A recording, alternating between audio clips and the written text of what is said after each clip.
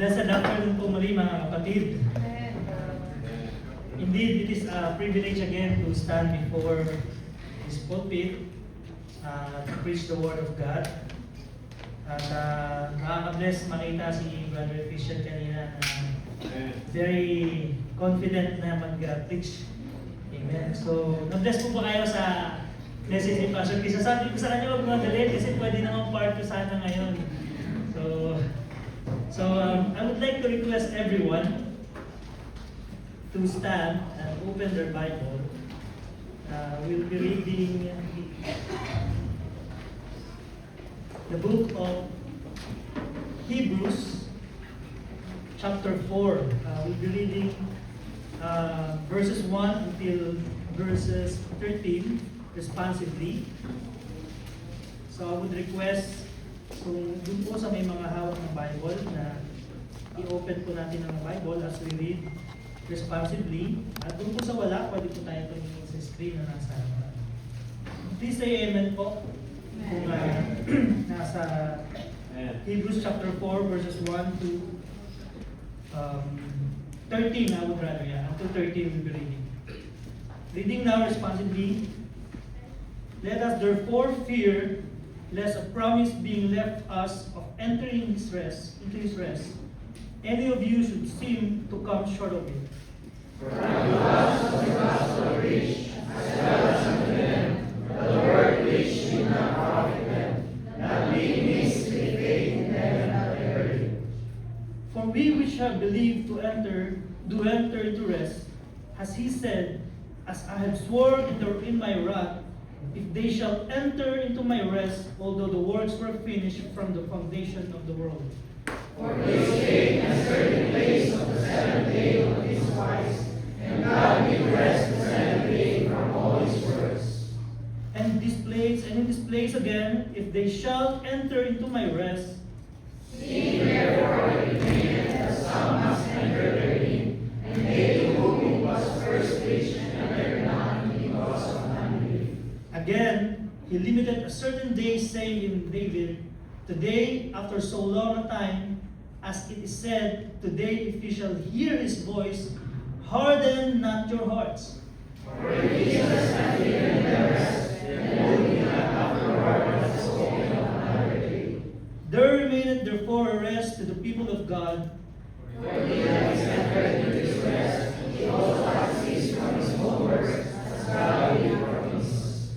Let us labor therefore to enter into that rest, lest any man fall after the same example of unbelief. For the word of God is quick and powerful, and sharper than any two-edged sword, piercing even to the dividing asunder of soul and spirit, and of the joints and marrow, and is the discerner of the thoughts and intents of the heart.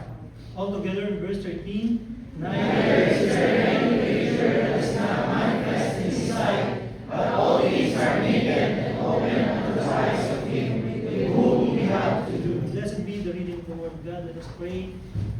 Our Heavenly Father, Lord, maraming salamat po, Panginoon, sa pagbasa po ng inyong salita, the book of Hebrews chapter 4, verses 1 to 13. Lord, help us, Lord, to understand this message, O Lord. I pray that you may guide me, O Lord, that I may remember all the lesson that you taught me, O Lord, that I will be able to share it to all of us, O Lord, the brethren here, clearly and boldly, Panginoon. At kayo lamang po ang maitaas, Panginoon, sa pulpitong ito. Tago niyo po ako sa inyong lugar, Panginoon. At alam po na hindi ako worthy. But thank you, Lord, for this privilege. And we remember our pastor, O Lord, ministering, sharing the good news, O Lord, sa anniversary na Dubai Bible Baptist Church. Thank you, Lord, for his life. And may continue use him, O Lord, mightily, O Lord, to fulfill your task sa kanyang buhay, Panginoon. At sa amin po na nandito, Panginoon, thank you, Lord, sa mga kapatiran na dumating po upang kayo po ay sambahin at mag-aral po ng inyong salita, Panginoon. May keep our hearts ready to accept the truth and keep us humble enough, O Lord, to understand and apply this into our Christian life, O Lord. May all be the glory to you alone. This we pray In the name of our Lord Jesus Christ. Amen. Amen. So we may all be seated po. So magandang hapon po muli. Ang ating pag-uusapan ngayong hapon ito, as you can, I don't know if you notice po sa nabasa natin, ang key verses po na ating pagtutuunan ay verses 11 until 13. But we just read the whole chapter from verse 1 just for us to see the context ng ating pag-aaralan. At as we look into this verse, magdi-disclaimer lang po tayo. These are warning, encouragement, and at the same time, convicting message. No? It is very timely because of the current situation that we're having right now. And actually, yung Bible talaga is everyday naman timely. Yung mapapansin po natin. And again, it is also relatable. Hindi naman kami nag-usap ni Brother Christian ng kanyang topic. Even sa isusot namin ngayon, kasi may nag-grave na. So, it is very connected, no? Pagdating po sa salita ng Panginoon. So, yung nabasa po natin ay napakagandang mensahe at ito po ay napag-aralan ko ng matagal na at binalik ko lang po dahil gusto ko rin po i-share yung blessing na na-receive ko as I study this word. At ang title po ng ating lesson ay patungkol po sa verse 11. No? Kung naalala po natin yung verse 11. A labor to enter His rest. So, ang key verses po natin ay 11 until 18. So, pag-uusapan po natin ngayong hapon ay patungkol sa rest. Pahinga. Okay po ba? Pahinga na tayo. So, I would like to request Brother Gerald to close us in prayer. So, kidding aside, pag-uusapan po natin yung patungkol sa rest, no? At kung makikita po natin, labor to enter His rest. After a long tiring week, no? After a long tiring day, wala tayong ibang hinahanap kundi magpahinga. Tama po ba? Lalong-lalo na sa mga stress dyan sa trabaho, stress sa amo, no? At nanonotice natin na minsan sinasabi natin, kailangan ko na magpahinga, pero somehow, yung rest na hinahanap natin, parang kulang. Parang hindi naman tayo nakapagpahinga. I don't know kung na-experience niyan, pero ako personally, nararanasan ko to kasi parang laging kulang yung pahinga. Umupo ka, humiga ka, but still, maraming tumatakbo sa isipan mo, lalong-lalo na kung yung trabaho mo talagang stressful. No? I remember personally, personal testimony ko, I don't know, na-share ko ito sa iba.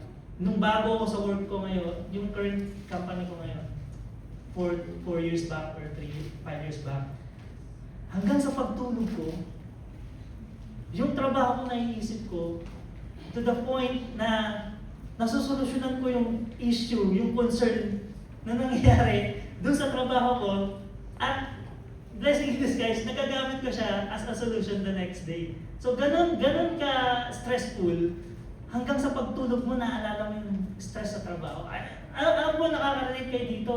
Kasi doon ka pa sa point na you're proving yourself, no, sa company. At hindi siya healthy. No, dagdag mo pa yung amo mo na kailangan mong intindihin kasi amo mo eh. Hindi ka pwedeng magreklamo eh. Naalala ko nga, paulit-ulit ko itong sinishare. Kaya ka nga na-hire kasi kailangan mo punan ng kakulangan ng amo mo. Hindi kaya ng amo mo yung ginagawa mo, kaya ikaw yung kinuha. Kaya huwag ka na magreklamo, pinag-pray mo yan eh. No, minsan, may mga times na gusto mong mag-give up kasi health na yung usapan. No? But then again, mapapaisip ka, maliliit ka yung mga anak mo, bata pa sila, no? At blessing at may trabaho ka. Kaya, taste lang. Again, we live in a generation that knows how to pause, but doesn't know how to really rest. Because what we call often a rest are just distractions.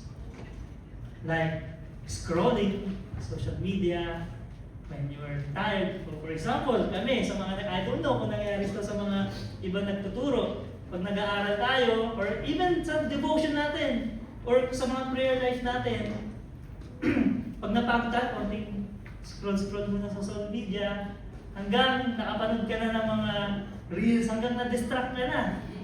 So wala na. Rest mo yan eh, parang rest mo na ako.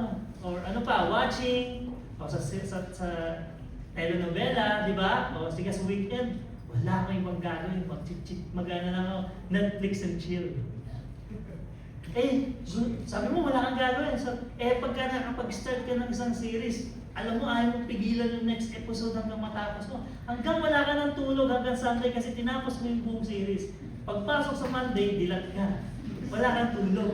Yun yung rest na tinatawag ng mga tao ngayon. Again, or escaping, no? Yung escape ka, punta ka dito, desert mo, pumunta dyan, punta doon. To the point na, in reality, I don't know to you, yung bakasyon naman talaga is hindi naman rest, nakakapagod, lalo na kung may mga maliliit kang bata. Lalo na kung kulang yung paggastos mo. Kaskas dito, pagdating mo, nakalaki ng statement mo, double work ka ngayon para bayaran mo yung statement mo. I don't know if this happens to you. Yun yung mga rest na binibigay sa atin ng mundo. And at the end of the day, these are just classic example na kulang. Hindi ito yung rest na hinahanap ko eh. Meron ka nga, kaya nasa iyo na ang lahat, pero bakit parang kulang pa rin? So that's what is God is showing us and telling us, ano ba yung God's rest? So, ano ba yung God's rest? Is it just peace? Is it about salvation? Is it, why must we labor to enter it? Bakit natin kailangan pagtrabahuan? Di ba ang salvation nga is by grace? Kung ito ay patapos sa salvation, alamin natin, ano ba itong rest na to na binabanggit dito? Why must we labor for it? Why must we work for it? Ang sabi sa Matthew 11:28, ang sabi dyan, "Come unto me," this is a very familiar verse, "all ye that labor and are heavy laden, and I will give you rest." Ito po ay hindi entertainment, hindi temporary relief, at hindi siya pansamantala. Ito po ay rest for our soul. Kung makikita po natin, because some of us aren't tired physically, but we are tired in places sleep cannot fix. It's like carrying a weight na dala-dala na natin na matagal na, pero hindi natin napapansin. And today, God is saying, you don't have to live like that. Hindi mo kailangan dalhin ng bigat na yan. So today we are going to explore what the Bible is really saying about rest and why God's version of rest is something far better than just a good nap or a quiet weekend. So, mas maganda daw kaysa doon sa naka-idlit na ngayon, kung meron man dyan. So, ito po yung rest na kailangan natin maunawaan. Guilty po ako dyan minsan, lalo na ako pagod. And the rest na sinasabi sa Hebrews 4:11, kailangan daw natin pagtrabahuan. But before we can understand why we must labor, bakit ba natin kailangan pagtrabahuan? Tingnan mo natin konteksto, ano ang ibig sabihin ng rest biblically speaking? In Scripture, rest is not just physical relaxation. It is a spiritual reality. I will repeat, it is a spiritual reality. The biblical meaning of rest in Hebrew, ang sabi ko dito sa Hebrew language is nowak or nuwak, if you pronounce it. It means to settle, to dwell, and rest in God's presence. Makikita po natin yan sa Exodus 33, verse 14 if we read. Ano ba yung rest na yan, na nuwak, to settle? Tingnan po natin ng Exodus 33, verse 14. Ang sabi dyan, "And he said, my presence shall go with thee, and I will give thee rest." Ano pong nakikita natin? Ito po yung relationship with God. Ito po yung God's presence na binabanggit dito, no? Yung rest dito, yung luwak. Ano pa po ang ibig sabihin ng biblical meaning ng rest? Meron din pong salitang Shabbat. Sa Hebrew, dito po nakuha yung Sabbath, okay? Ito po yung sinasabi na to cease from work because it is finished. Ito po yung rest because you are yung rest of completion. Ito po yung Genesis 2:2.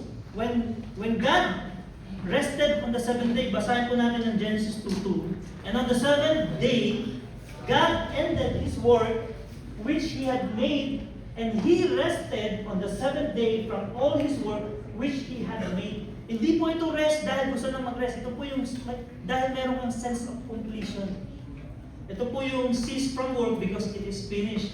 At meron pong meaning din ng rest in Hebrew na manucha. No? Pag pronounce po natin ang meaning niya, manucha, ito po ay patungkol sa peace, sa stillness, and security. Ito po yung mababasa natin sa Psalm 23 verse 2. Psalm 23 verse 2. He maketh me to lie down in green pastures. He leadeth me beside the still water. So ito po yung ibig sabihin, naiilan ang ibig sabihin ng rest sa Bible, biblically speaking, nuwak, to dwell and rest in God's presence, Shabbat, to cease from work because it is finished. Third, manucha, stillness, peace, and security with God. So ayun po yung mga ibang nabanggit sa mga Hebrew. Marami pa po yan. But the question is rest referring to salvation? And that goes us to our next slide. So, just to answer it plainly and simple, rest, is it salvation? Yes, but, okay? I would like to make it clear. Rest deals with salvation, but it comes in 3 dimensions. Rest in the Bible has 3 dimensions. First, the salvation is the initial rest. Ito po yung come unto me, all you that labor and are heavy laden, and I will give you rest. Ito po yung freedom natin from striving to earn righteousness. Kasi bago tayo maligtas, akala natin tayo yung gagawa para maligtas tayo. Pero hindi. Ito po yung freedom from striving to earn righteousness. Ito po yung initial rest. At may tinatawag din pong daily living. Ito po yung present rest. Current natin, current situation. Nabasa po natin kanina sa Hebrews 4:3. Hindi po natin ito i-detalye. We're just going through just to see the context of rest. For which we have believed, do enter into rest. Yung mga naniwala, no? Ito po yung a life ongoing of trust and dependence to God. And third, we have this eternal rest. Ito yung sasabi ng rest in peace. Ito may gusto din. Di ba? Revelations 4:13, basahin po natin. Revelation 4:13. And I heard a voice from heaven saying unto me, right? Blessed are the dead which die in the Lord from henceforth, yea, save the Spirit, that they may rest from their labors, and their works do follow them. So ito po yung tinatawag na the final complete rest with God. So again, I would like to make it clear, rest is not salvation. It has 3 dimensions. Isa po yung salvation dun sa rest na binabanggit. So again, hindi natin tinatrabaho yung salvation. Okay? But verse 11 is telling us we have to labor into rest. So ito po yung mga yun. Salvation, daily living, and eternal rest. Ito po yung kailangan natin trabahuin. Kaya nga po, makikita natin, pag pinag-usapan po natin dito ay patungkol sa salvation, Ephesians 2:8-9, maliwanag, for by grace are you saved through faith and not of yourselves. Ilang beses din po ito nabanggit ni Brother Christian kanina, it is the gift of God, not of works, lest any man should boast. Hindi po natin pwedeng ipagyabang. Kaya, bakit sa verse na ito, na pinag-aaralan natin, sabi, we need to labor to enter His rest. Di ba ang gulo? Tapos sabi, di ba, nakasanayan natin sa secular na salita, pag work lang, pag rest. Di ba? Pagka naka-off ka nga, pag naka-day off ka nga, di ba, yung WhatsApp mo nakalagay busy. Di ba? Para hindi ka maistorbo. Pero rest din, bakit ka busy? Pag work, pag rest. Pero parang, bakit ang verse 11 sasabi sa atin, we have to work to enter into His rest. Parang contradicting siya. Kaya kailangan po natin maunawaan, bakit ito binanggit sa mga Hudyo during those time. Ito po ay New Testament na, no? Yung nagsulat ng writer. Hindi po maliwanag kung sino ang writer, pero marami nagsasabi, it was Paul. Naisulat po ang verse na ito to warn the Israelites. Basahin po natin, tingnan po natin ang ating Hebrews 4:11. Sabi dito, yung key verse po natin, ito po ay warning sa mga Israelites. Let us labor therefore to enter into the rest, lest any man fall after the same example.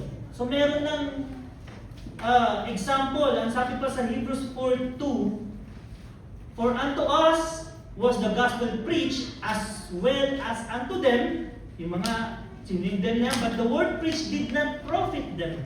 Hindi sila natuto, not being mixed with the faith that they heard.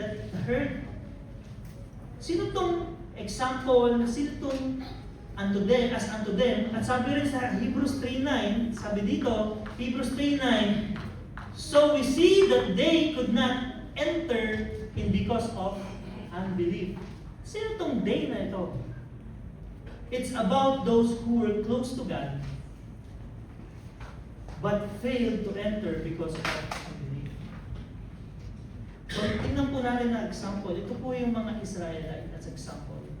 No? We all know about this in Exodus 12:51. Balikan po natin Exodus 12:51. And it came to pass the selfsame day that the Lord did bring the children of Israel out of the land of Egypt, their armies. So ito po yung inalis ng Panginoon ang mga Israelites sa captivity po ng Egypt. We all know about this. So sila po ay na-delivered from Egypt. Pero yung pangako po na dalhin sila sa Canaan, nangyari po ba? Yung promised land? Basahin po natin ang Numbers 14:22-23. Numbers 14:22-23. So they were delivered from Egypt. Numbers 14:22-23 says, because all those men which have seen my glory and my miracles, which I did in Egypt and in the wilderness, and have tempted me now these 10 times, and have not hearkened to my voice, 23, surely they shall not see the land which I swear unto the father, the land referring to Canaan, the promised land, neither shall any of them that provoke me see it. So they were delivered by God, but never entered the promised land. Pwede pala, sila yung them na tinutukoy dun sa example na because of unbelief, hindi sila na kapunta dun sa promised land. Now this is the example for the Israelites, pero is it applicable for us? It is also a warning for us in our current generation. Pwede pa lang magsimula tayo ng journey with Christ, but hindi makarating dun sa promised land. Paano yun? Hindi naman losing salvation. No, we can never lose our salvation. And this is where ma-distinguish yung sheep sa goat. Kasi sheep, hear it my voice, and they follow me. Kaya nga po makikita natin sa 1 Corinthians 10:5, ang sabi dito, but many of them, 1 Corinthians 10:5, but many of them, God was not well pleased, for they were overthrown into the wilderness. Marami sa kanila, marami na diniliver ng Panginoon, pero hindi na pleased ng Panginoon. Sabi pa dito sa 1 Corinthians 10:5, the failure came from unbelief, disobedience, and unfaithfulness.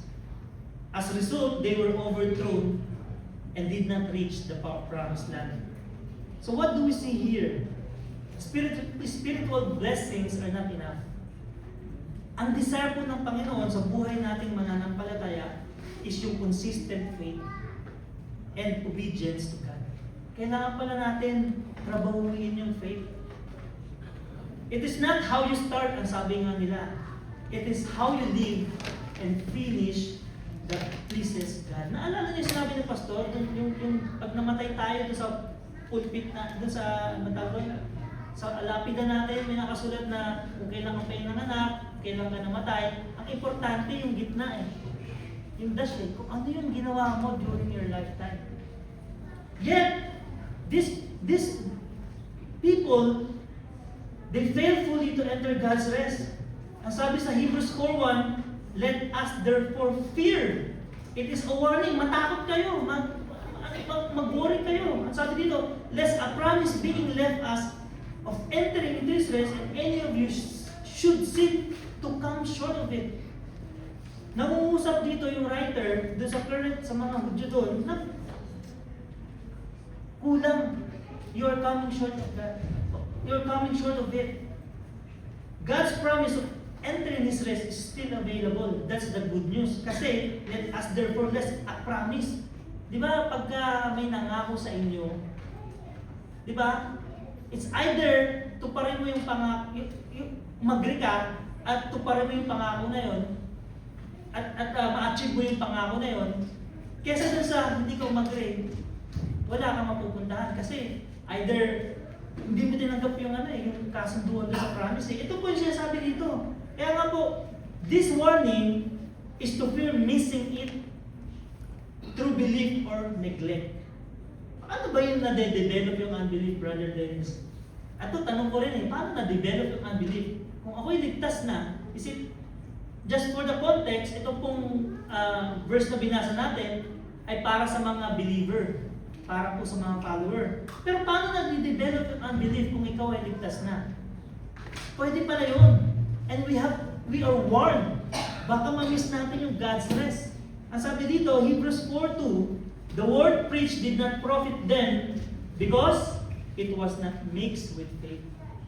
People hear God's truth but do not accept it. Does it happen to you? Narinig mo na yung katotohanan pero hindi natin in-embrace. At dito po nag-start yung unbelief. Unbelief begins when truth heard but never been embraced. That's why we have to work to enter His rest. And that leads us to our next slide. Why must we labor to enter rest? Ang sabi sa Hebrews 4:3, for which we have believed to enter His rest, as I have sworn in my right, if they shall enter into my rest, although the works were finished from the foundation of the world. Rest is entered by faith. Faith must continue. Ang sabi sa Hebrews 3:14, basahin po natin.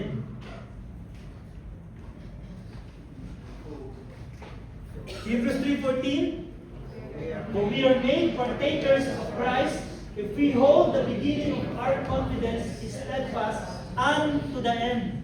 Yung faith po natin pala is pwede mag-fluctuate. No?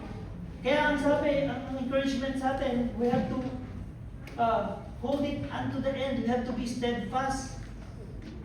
Ano pa? Ang sabi sa Hebrews, sa Ephesians 2:8-9, ang faith po natin is, it is not works, no, but living faith. Again, nadaanan na po natin kanina, by grace, through faith, not of works. Ganun din po yung 2:17. Kaya hindi po ito patungkol sa losing salvation, ha? Yung James 2:17, di ba? Faith without works is dead. Ito po yung sinusuportahan ng verse na to. Yung sabi ng iba na losing salvation daw kasi you have to work for it. James 2:17 ang sabi, even so faith, if not works, is dead being alone. So ito po ang clarification na hindi mo tinatrabaho ang iyong salvation, pero kailangan mo trabahuin yung faith mo sa Panginoon. We continue in faith so we don't fall unto unbelief. So what should we do? Anong kailangan natin gawin? Ang sabi sa Hebrews 4:11, which is our main verse, let us labor, trabahuin daw po natin. Kailangan natin trabahuin. At dahil ito ay warning doon sa mga Israelite, ganun din po sa atin. Nakikita ng Panginoon, alam ng Panginoon, yung current situation natin, through this, yung nakikita natin yung current situation natin through this word. To warn the believers kung bakit ito nasulat, labor diligently, our first point, or fall into unbelief. Napaka-delikado po na itong sitwasyon na to na mangyari. na hindi tayo aware. Because warning against complacency, warning against inconsistency, ang gusto kong ipahatid sa atin dito. Kaya naisulat ko itong verse 11 of chapter 4 ng Hebrews. So, it was written to warn us against our complacency. It was written because some are inconsistent. At ang danger po nito is yung spiritual drifting na tinatawag. Ano po yung spiritual drifting? Ang sabi din dito, faith must be consistent, as our next slide po. God requires us to be consistent through our faith. And God requires daily diligence. Alam po yung tinatawag na discipline pagka sa physical natin, di ba? Kung meron po tayong active na runner dito, active na gym body or cyclist naman, or any athletes, consistency is the key, di ba? Yung discipline yung tinatawag. The more sa ating spiritual life. Kung hindi tayo consistent sa ating prayer life, kung hindi tayo consistent sa ating devotion, kung hindi tayo consistent sa pag-attend na lang sa church, there will be a spiritual drifting na mangyayari along the way. It is a warning to us because it already happened with the Israelites. Let us labor therefore to enter into the rest, lest any man fall after the same example of unbelief. Spiritual laziness is neglecting effort in one's walk with God. It is becoming passive instead of pursuing spiritual growth. Ano po ang signs nito? Anong signs ng spiritual laziness? Yung irregular prayer life. Take nyo na lang po sa imagination nyo, no? Mangungusap po tayo sa, tingnan natin doon sa checklist natin. Am I spiritually drifting? Irregular ba ang prayer life mo? Nine-neglect mo ba yung Bible study or Bible reading sa iyong sarili? Yung hunger mo sa word ng Panginoon, ganun pa ba kainit? Or tamang attend na lang? Before, napakainit mo, you used to pray, no? You have this word, daily devotion, but because of your busy work, because of your studies sa mga kids, days turns into weeks, weeks turns into months, hanggang yung spiritual things become afterthought. Eventually, the relationship with God weakens, humina na. Yes, they are saved. Pero mahina na yung relasyon sa Panginoon. Because of those situation, kung ano man po yung nangyayari sa buhay natin. Kaya nga po, gustong iparating sa atin ng mensahe na to, faith must be worked on daily, not occasionally. Hindi lang yung muscles natin ang workout natin. We have to work out. Kaya nga, di ba may verse, work out your own salvation. Hindi mo tinatrabaho yung salvation mo para maligtas ka. You have to work your faith. If tayo nagpupuno ng 100 kilometers, no, gagawin ko na example ng sarili ko kasi no, ayaw kong mag-example ng iba. Ng 100 kilometers na cycling, bakit hindi mo kayang bigay yung oras na yun sa pag-aaral ng Panginoon? Ilang oras yung cycling na yan? 5 araw sa init ng araw, maaga agigising. O kung apply nyo sa inyong mga secular life, di ba? Kung ano man po yun sa inyo. Pero bakit pagdating sa Panginoon, hindi natin mabigay yung lakas? No? Guilty ako dito, ang hirap na ituro eh. Kasi nakaka-guilty eh. Pero yun po maganda eh, no? This is how God talks to me and it is really a privilege na bibigyan tayo ng pagkakataon ng pastor natin, no? Actually, kaya naman nila deacon to eh. Pero binibigyan na po kami ng Panginoon. And I believe God, this is His way to talk to me, to talk to our Christian. And I pray na may mga kapatiran din na magamit din po dito, no? Sooner. And again, it is a warning against spiritual laziness. It is a warning against complacency. Ano po ba yung complacency? Ito po yung satisfied ka na kahit wala kang ginagawa. It rings a bell, no? Satisfied ka na for how many years ka na Christian, pero wala kang ginagawa. Sinabi rin to kanina sa preaching ni Brother Christian. Ito yung complacency. spiritual complacency. It is a warning. Hindi po ito gawa-gawa lang kasi nangyari na nga po sa mga Israelites eh. At nangyayari din po ito mas lalo sa generation natin dahil ang dami pong distractions. Sobrang dami. Wala pong social media during that time pero they were distracted. The more po ngayon. Kaya nga po, makikita natin dito, ito po yung attitude na I'm okay kahit na hindi ako nag-grow spiritually. Imagine a physical person, in physical, no? Yan na hindi nag-grow. 1 year old, 2 years old. 40 years old ka na, mukha ka pa rin. Hindi ba hindi maganda? The more naman sa spiritual natin, ang tagal-tagal na natin Kristiyano. Ano ang ginagawa natin sa Panginoon? Guilty rin po ako dito, no? Sobrang guilty. Kaya, makikita natin yung desire, yung south, isa sa mga signs ng spiritual complacency is wala ka ng desire to grow deeper. Okay ka na kung nasaan ka ngayon. Wala ka ng desire. Kasi ang kailangan lang naman ng Panginoon yung makita yung desire natin eh. Ayaw naman ng lahat magturo dito eh. Ayaw naman ng lahat gumawa ng ministry. Pero may desire ka magturo, God will enable you. Wala namang able talaga eh. Wala naman talagang magaling magturo eh. Kasi kung magaling ka, hindi ka kukunin ng Panginoon. Kasi hindi kailangan ng Panginoon ng magaling. Ang kailangan niya yung may desire. Kasi He will enable you. Kaya yung nag-i-stop sa atin is, hindi ko kaya yan. Diba? Hindi naman lahat magtuturo eh. Hindi naman lahat din, diba? Kanya-kanya tayong ministry. Pero, the point lang na, ang tagal ka ng Kristiyano, nakaupo ka lang dyan. Isn't it, you're one of these spiritual complacent and lazy Christian? Masakit po, no? Mamaya makikita po natin yung verse natin as we go on. Someone has been in church for years, feels that they already know enough. They stop seeking God seriously, no longer respond to sermons, and become spiritually stagnant without realizing it. That's the reason why this verse is telling us, for us to realize it. Makikita po natin dito na we should not settle. There is always more growth in God. There's also a warning against inconsistent faith. Ano yung inconsistent faith? Ito yung parang nagpa-fluctuate. Inconsistent faith is being unstable in commitment to God. Aray. Dati na kumakanta sa choir, bakit hindi kita wala sa choir? Ouch! Diba? O, diba? Number 1 agad ako doon.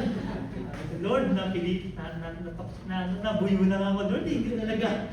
May kanya-kanya tayong dahilan eh, no? Pero guilty talaga ako eh. O, ako lang ba ang guilty? May kanya-kanya tayong commitment. Dati, I don't know to you. Praise God. Kung may commitment kayo na pinagpapatuloy, praise God. Pagpatuloy niya. Pero ito, sabi, inconsistent in faith. Nag-commit ka sa Panginoon, ang pumilit sa'yo, nasan ka ngayon? Unang-una, nung nasave ka, di ka naman siguro pinilit na masave ka eh. Brad, pag nasave ka, ay pag tinanggap mo ang Panginoon, bibigay ko. Kung naman siguro sa inyo nangako ng ganun, binigay natin ang buong buo yung faith natin sa Panginoon because we were convicted with the Word of God. Ang sabi sa verse kanina, because His Word is two-edged sword. We were to be convicted. Ang sabi ito, a person must trust God when things are going well. But when problems comes, like financial struggles, sickness, sakit sa puko, diba? Pressure, then they begin to doubt God. They start praying and start questioning God. It happens to me personally, and I don't know if it's happening to you. And that's the reason why this Word of God is alive. Mamaya po sa next topic natin. Signs ng inconsistent faith. Strong faith during blessings. Uy, ano yung sikat na term? Ano? Pagka na-bless ka, pero weak during trials. On fire one moment, pero distant na sa susunod. Bakit? Na-offend. Obedience nung simula, pero yung obedience niya depende sa mood. Diba? Pagka wala siya sa mood, hindi mo na ako susunod, Lord. Bigyan siya ng malaking Lord, pag nabigyan ako ng ganito kalaki, ibibigay ko sa ito. Nung hawak na pera, teka lang Lord. Yeah. Inconsistent. Ito po yung isa sa mga example at marami pa po pagtukol sa inconsistent faith. Kaya nga po, we have to work out our faith, not our salvation. True faith remains steady sa lahat po ng season. Ito po ang gustong parating sa atin. What's next? As our second point. Ito po, God's Word searches the heart. For the Word of God is quick and powerful. Why it is written? Ang purpose po nito is para paalam sa atin na wala tayong pwedeng itago. Wala tayong pwedeng taguin. No? Kahit na anong tago mo, hindi tayo pwedeng makapagtago sa pag. You cannot hide anything to God. You cannot hide your unbelief. Ano pa? God's Word exposes the heart. Ini-expose ng Panginoon kung ano ba talaga yung nasa puso mo. How? Paano? Kasi God's Word is living, powerful, piercing, and discerning. Basahin na po natin muli. Hebrews 4:12. For the Word of God is quick and powerful and sharper than any two-edged sword, piercing even to the dividing asunder of soul and spirit, and up to the joints and marrows, and is a discerner of thoughts and intent of the heart. Imagine a double-edged sword, no? Ito po yung ginagamit, no, based sa historical study, ginagamit sa pang-surgery. This two-edged sword is not meant to hurt you, not meant to hurt us, but it means to heal us sa mga sugat na dapat natin, na sa mga daladala natin. Because, ang sabi, God, His Word is living. Pag sinabing living, active yan, no? Buhay, powerful, piercing, and discerning. Nire-reveal po niya yung totoong spiritual condition natin. Ito po yung nangyari nung nasave tayo. Na-convict po tayo. Nakita natin kung nasaan tayo. Kung sino tayo. Kaya tayo, no? Kaya akala natin, alam ba ng pastor yung buhay ko? Bakit ako niya laging pinaparinig? Ayoko na dyan sa church na yan. Siguro pinafollow niya yung IG stories ko palagi. Bakit? Nag-preach na wala anong Sunday. Ay, nag-post kasi ako sa story ko. Siguro nakasin iba-vlog ko na.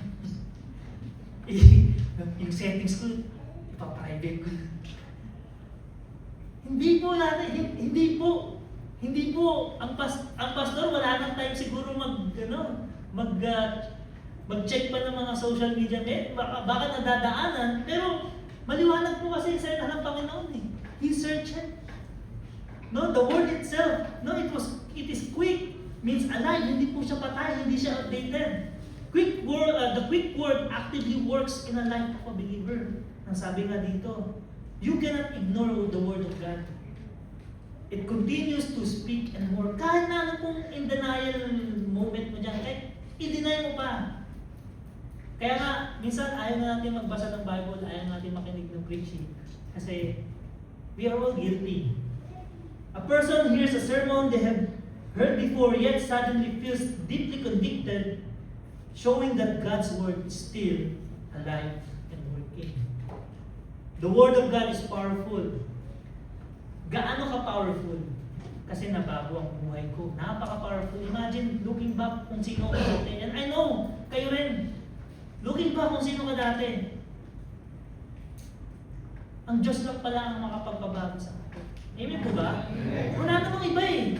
Kaya ka minsan, kaka-push natin na yung inaangkin natin yung pressure na hindi ko mabago yung nanay ko, hindi ko mabago yung asawa ko, hindi ko mabago-bago itong kapatid ko. Hindi naman talaga ikaw ang magbabago.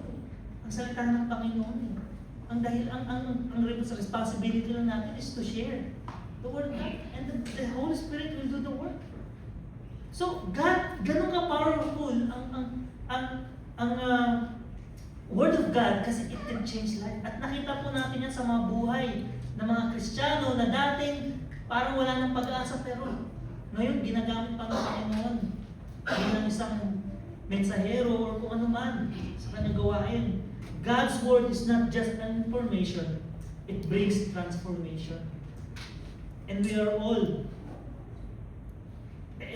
we all experience that. So someone is struggling within sin, then they read the scripture. Diba? Dati akong malambot, akala ko basta mapagmahal ka, hindi ka gumagawa ng kasalanan, okay lang kahit malambot ka, pero kasalanan pala yun. Pipilitin ko kahit crush na crush ka si brother, lalabanan ko to. Sin eh! Brad, huwag ka masyadong magpapogi. Natitempt ako. Pero nilalabanan. Kailangan ba natin takuin yun? Anong pagkakaiba nun sa lalaki na natitempt sa babae na may asawa na? Di ba nilalabanan? Di ba? O alam niyan, mga Brother Gerald, marami nagpapansin na babae dyan. Pero nilalabanan ni Brother Gerald. Amen? Mas lumala pa, right? Hindi na lang po alam ang struggle namin ni Brother Gerald.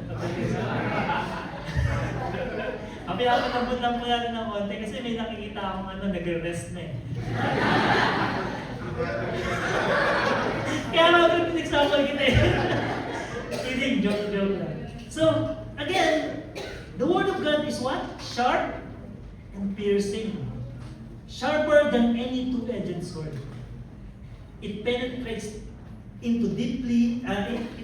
deeply into thoughts, emotions, and intentions. Ganun po mga sa Panginoon ang Word of God. Talagang tatamaan ka. Kasi the truth shall set you free. Yung pala ibig sabihin doon, lagi ginagamit yun sa mga commercial. Truth shall set you free. Truth shall set you free. Ano pala yun? Nothing in us can resist or hide from God's truth. Person may appear outwardly righteous, marami yan. But when they hear the Word of God, it exposes hidden pride and wrong motives. Maaaring, pastor ako, maayos ang pananamit ko. Pwedeng pakita mo na maganda ka, manamit, pero alam ng puso, ang desire mo is to gain money, to get recognition.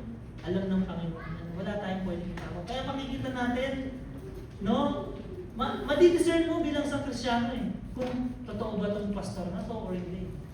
The way they talk, wala namang problema sa puro love na preaching, pero delikado po yun kasi dito pa lang eh. Kung ang Word of God is two-edged sword at puro love lang, di ba mapapaisip tayo bilang isang Kristiyano?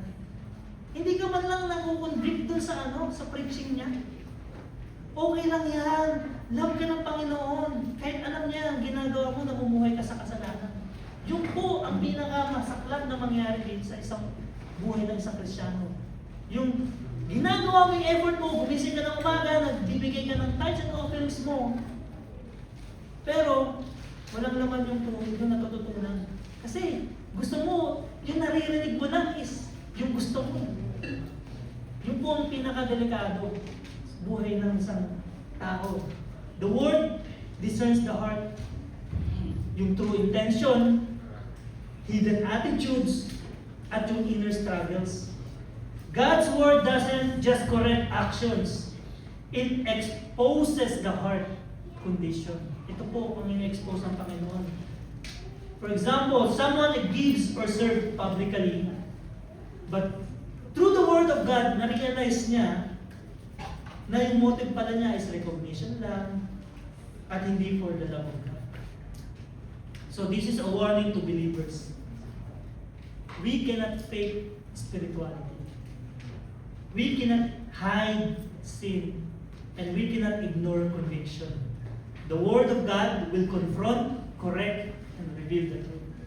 Unless ayaw mo lang magbasa ng Bible, ayaw mo makinig na salita ng Panginoon, hindi mo talaga maririnig yan. Pero kung tayo po ay may desire sa Word of God, this will happen. There will be confrontation, there will be correction, And there will be a truth that will be revealed. So makikita po natin, Hebrews 4:11 reminds us that God's Word is alive, powerful, piercing, and revealing. Kaya hayaan po natin ang salita ng Diyos to search you, to search our heart. Kasi ito po ay nakapagpabago. Tayo po ay nare-reshape kung sino po tayo. At huwag po tayo mag-hesitate. Huwag po tayo mag-resist. Instead of mag-resist tayo, mag-respond po tayo ng nararamdaman. So what else? That points us to our last slide. God sees everything, lalo na po yung tulog na yun. Amen! Bigla may gumala. Don't worry, I understand you. Pero God, naiintindihan kayo tayo ng Panginoon. Guilty, no? All things are naked and open. Anong purpose? Bakit binanggit yun? God sees beyond appearance at true condition is visible to Him. God sees beyond appearance. Ano pa? Ang purpose, bakit nakikita ng Panginoon is because God sees our thoughts, our motives, at yung mga sikreto po natin. No? Sino may mga secret dyan? No? Secret. Naalala ko tuloy yung commercial muna tayo. Naalala ko tuloy yung nag-i-interview sa Manila, galing Bohol. Taga saan ka? Taga Bohol po. Bisaya ka? Sabi niya, secret. So, kaya, marireveal yung mga secret ninyo, okay? So, ano ba, This brings both warning and comfort. Itong verse na to. Sabi dito, neither is there any creature that is not manifest in His sight. Wala daw ni isa na hindi niya nakikita. But all things are naked and open unto the eyes of Him with whom we have to do.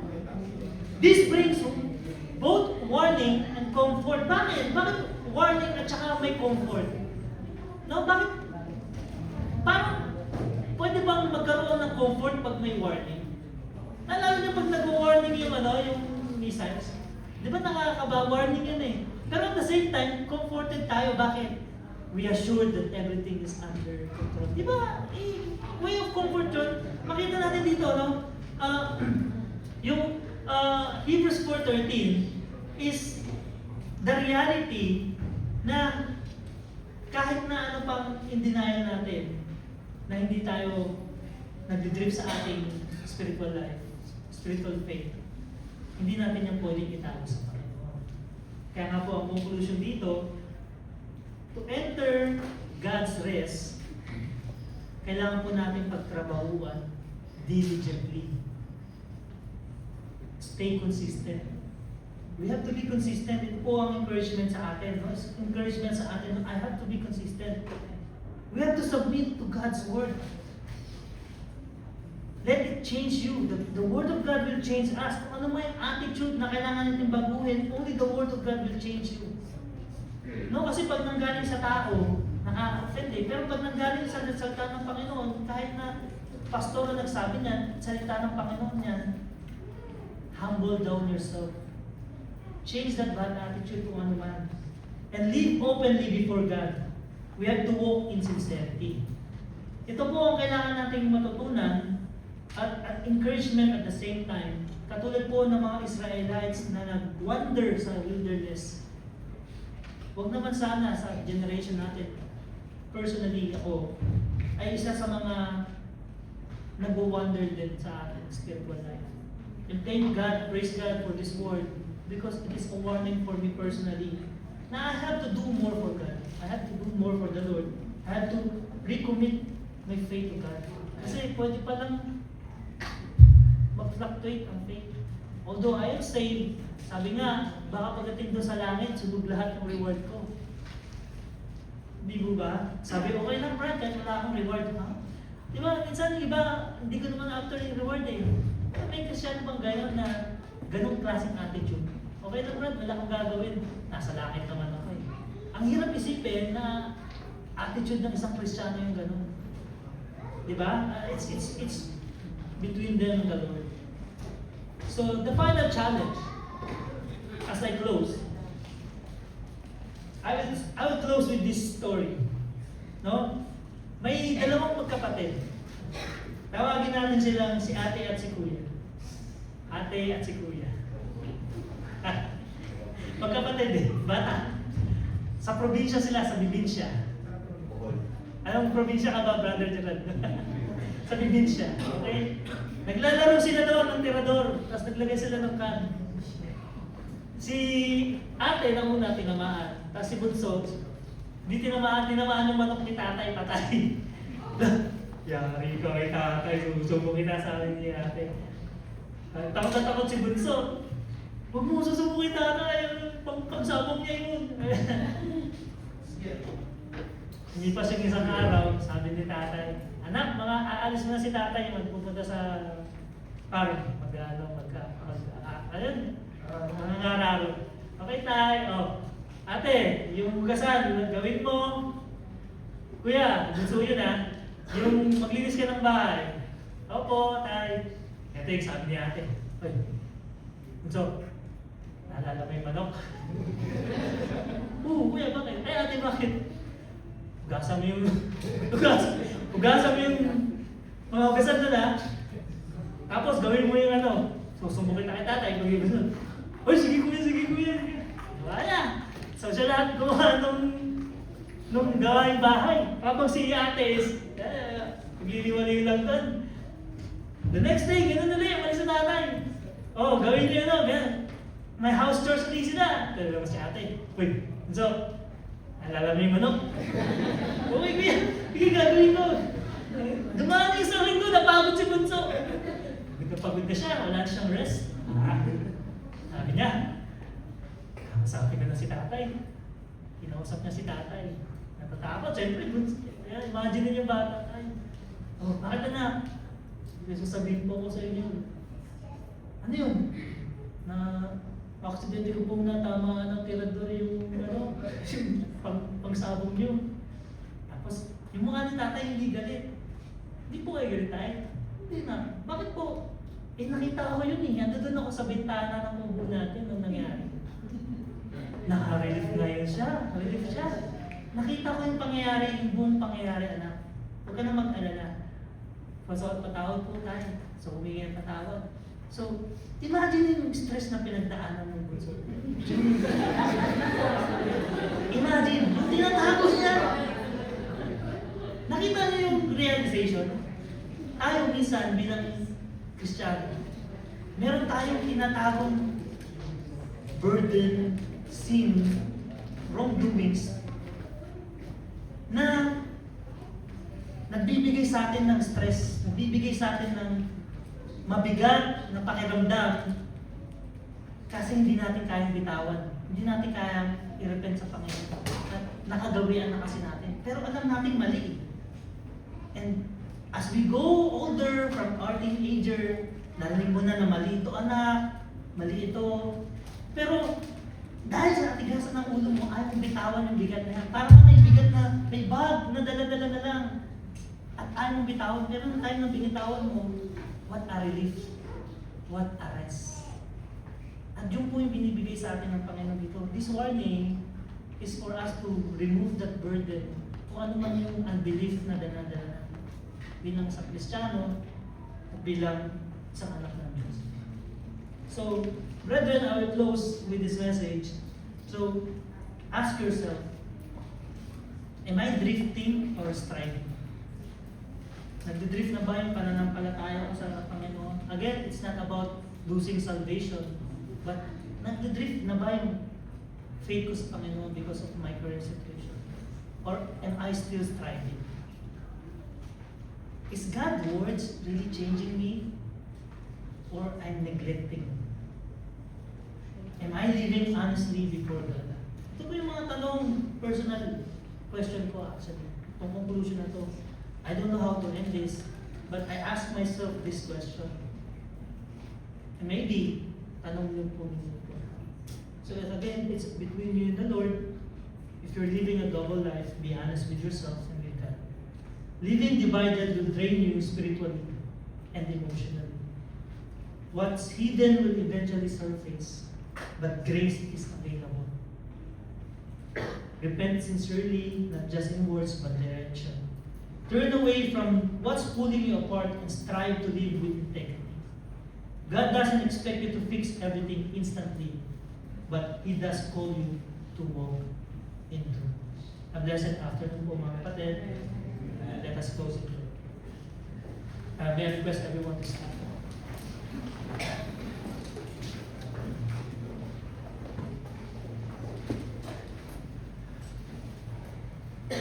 Lord, thank you for this wonderful message, O Lord. A reminder, a warning, and a promise for all of us. Help us, Lord, to labor diligently, and don't let us, Lord, fall into unbelief, just like what happened to Israelites. Let your word search our heart, O Lord, and transform our heart. Teach us to walk openly before you and lead us, Lord, unto your rest. All glory and praise to you alone. May bless the remaining part of this service. All of this we pray in the name of our Lord Jesus Christ. Amen. Thank you, Paul. We may all